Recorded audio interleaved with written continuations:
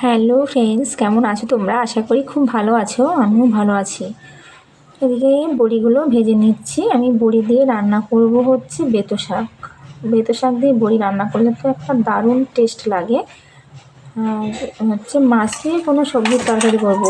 মাছগুলো নুন হলুদ মাখিয়ে রাখছি। মাছ দিয়ে মেটে দিয়ে বেগুন দিয়ে ঝোল করবো। আর বেতো শাক সকালে কিছুটা খাওয়া হয়ে গেছে, আর কিছুটা আছে। আর এদিকে দেখো হচ্ছে গুছিয়ে নিচ্ছি হাজব্যান্ড অফিসে যাওয়ার পরে। কারণ তখন যখন শুয়ে থাকে তখন তো আর সেইভাবে গোছানো যায় না, তো এখন গুছিয়ে নিচ্ছি। আর ওই যে সামসেটার উপরে কিছুটা রেখে দিচ্ছি। আর হচ্ছে এদিকে ওখানে খানিকটা রাখলাম, কারণ শীতকালে একটু লেপ কাঁথার একটু বেশিই থাকে। তোমরা তো সবাই দেখেছিলে যে কদিন আগে আমি ঘুরতে গিয়েছিলাম বাবার বাড়িতে। এবার বাবার বাড়ির থেকে ওখান থেকে আমার মাসিদের বাড়িতে গিয়েছিলাম, আর গিয়েছিলাম মামার বাড়ি। তো মাসিদের বাড়িতে 1 ঘন্টা মতন ছিলাম, আর মামার বাড়িতে ওরকম 1 ঘন্টা মতন ছিলাম। এবার ওখান থেকে বাবার বাড়ির থেকে হচ্ছে ওই 10 মিনিটের রাস্তা। আমি যখনই আমি বাবার বাড়ি যাই তখনই আমি ঘুরতে যাই ওইদিকে। তো ওদিকে গ্রাম হলেও সবই আছে পৌরসভার ভিতরে আর কি। তো সব কিছুই আছে ওইদিকে। গ্রাম হলেও সব কিছু আছে, যে অস্পারাগা তা না, এমনি মানে পৌরসভার মধ্যে যে গ্রাম যেরকম হয় আর কি সেরকম। আর এদিকে খাটটা ভালো করে ঝেড়ে ঝুড়ে গুছিয়ে নিলাম।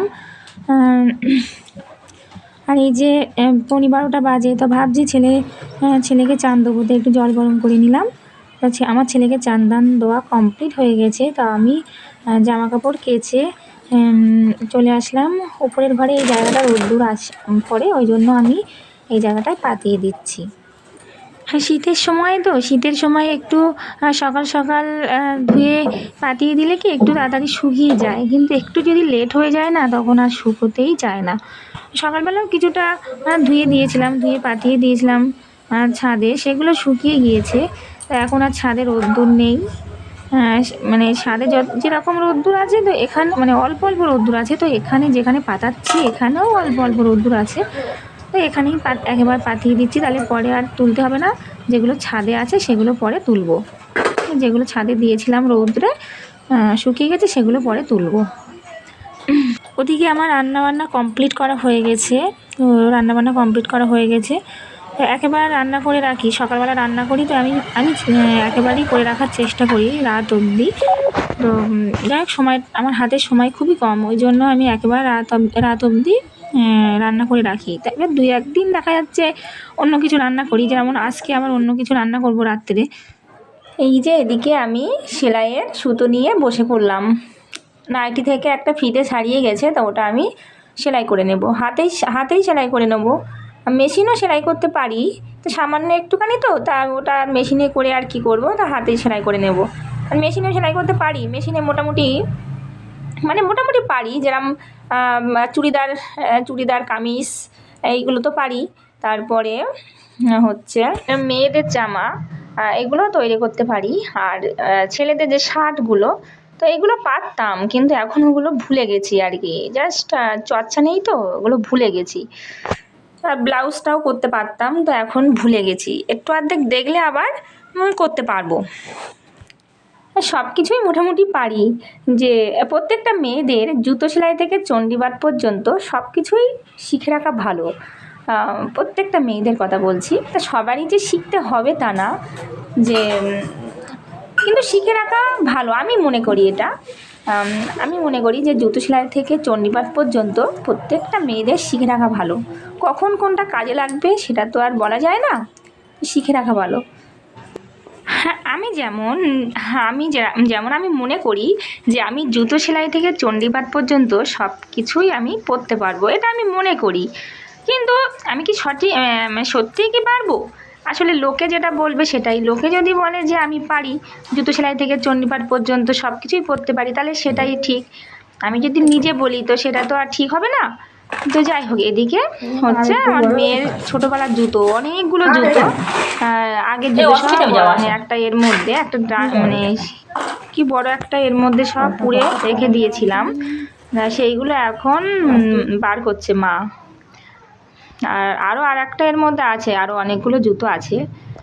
আর এদিকে দেখো, এদিকে হচ্ছে আমার তো ভীষণ টক খেতে ভালো লাগে, ভীষণ। তো কি করব, কদবেল আছে দোকানে। কেমন লাগছে কদবেল?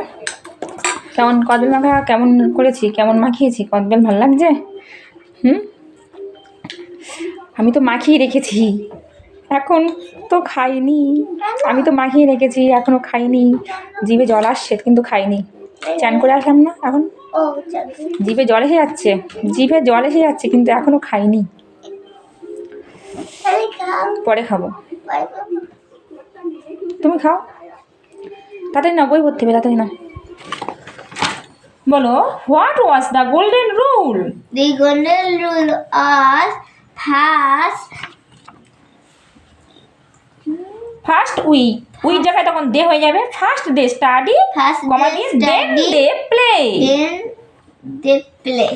Taught the froggies how to live and dive. Master bullfrog. শুধু মাস্টার বুলফ্রগ লিখলে তো হবে না, মাস্টার বুলফ্রগ লিখে taught the froggies how to live and dive. এখন হচ্ছে বিকালবেলা, ওই 4টে 4:30 বাজে। তো আমি আর আমার ছেলে আসলাম উপরে। তা আমি এই জামা কাপড়গুলো সব তুলে নেব, যেগুলো ভিজে সেগুলো এক জায়গায় পাতিয়ে রাখবো। আর শুকনোগুলো ভাঁজ করে রেখেছিলাম। এই যে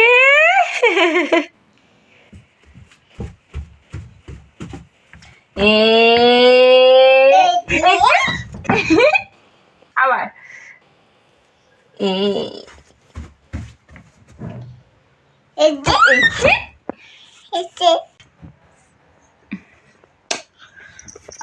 আসো।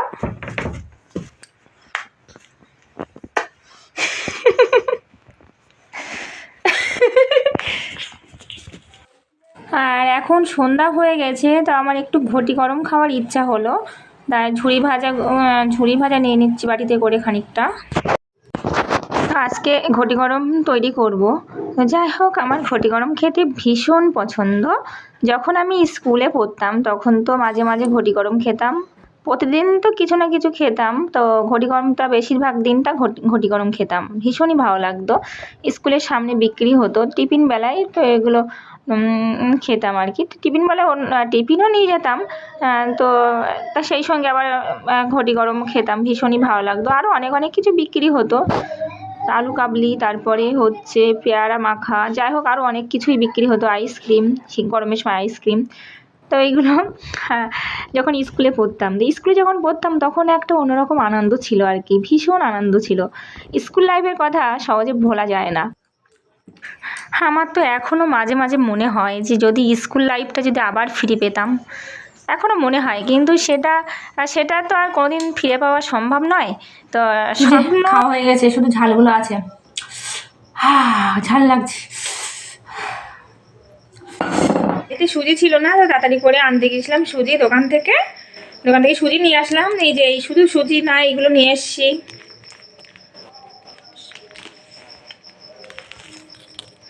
বাড়ির পাশে দোকান তো অনেক সুবিধা হয়, জানো তো, অনেক সুবিধা হয়। আর বাড়ির পাশে না থাকলে কি হতো, সেগুলো মনে করে